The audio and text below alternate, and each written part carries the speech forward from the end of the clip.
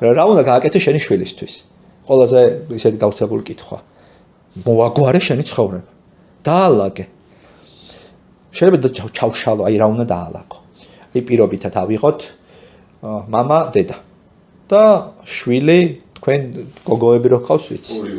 ორი ვარ, რაღაც პარიტეტია, მე ერთი ბიჭი ერთი. ავიღოთ გოგო. თუ მამა კაც აქვს, როგორ ვთქვათ, არ არის ბედნიერი კაცი, მოდი ესე ვთქვათ, ხო?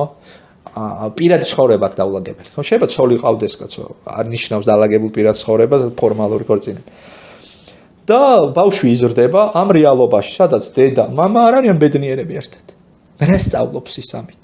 ის სწავლობს, რომ ის ამას იღებს როგორც მოცემულობას, რომ ვერ იქნები ბედნიერი ამ ცხოვრებაში, როგორც ქალი.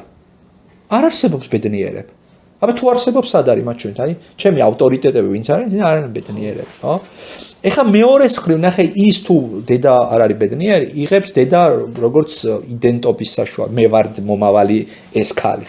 მიხდი არ მე როგორც ქალი არ ვარ ბედნიერი, როგორც დედა არ არის ბედნიერი. და შვილები, გოგოები განსაკუთრებით ხშირად არის ხოლმე რომ სოლიდარობას უცხადებენ ხოლმე დედას. ანუ თუ დედა არ არის ბედნიერი ქალი, ბავშვი ცდილობს რომ მასთან იყოს ამ უბედურებაში და თვითონაც შემდეგ არის უბედური ქალი. ეხლა კაცის შემთხვევაში, მამის შემთხვევაში რა როლ მოდელს იღებს, რომ მე არ შემიძლია გვერდით ვყავდეს ბედნიერი მამაკაცი. მაგას ფიქრობს? ამას იღებს როგორც მოდელი. და შესაბამისად ირჩევს ისეთ კაცს, რომელსაც გავსი სცენარი აქვს, რომ მე ბედნიერი კაცი ვერ ვიქნები. ანუ ფაქტიურად ჩვენი უბედურებით ბავშვის ფსიქიკაში შევქმნით უბედური ადამიანის მოდელი. ეხლა მოიცა სხვა მაგალითი მოვიყვანოთ. არ არის რეალიზებული. რეალიზება ზოგადად ორ ნაწილად იყოფა ხოლმე. ერთი რომ შენ ბედნიერი და კმაყოფილი ხარ შენი საქმით და მეორე პულშეულობ. ორივე ძალიან მნიშვნელოვანია, იმიტომ რომ თუ ერთი აკლია, თითქოს რაღაცა კოჭლია. თუ ბავშვი ხედავს მშობელს, რომელმაც ვერ შეძლო რეალიზება, კარიერული, ხო? ბავშვი ამას იღებს როგორც ტვირთი.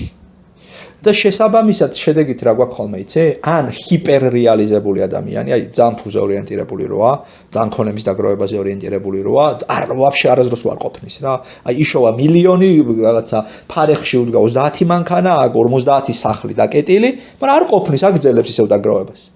ეს არის იმის კომპენსირება, რომ ნახე მან ნახარა ბედურება და ტკივილი უფულობით გამოწვეული. ეხლა ცდილობს ამას რადიკალურად გაექცეს. და საპირისპირო მდგომარეობაში გადახტა. ან ვიღებთ იმას, რომ ისევ იმეორებს და როგორც მამა იყო უფულო, ისე მე ვიქნები უფულო.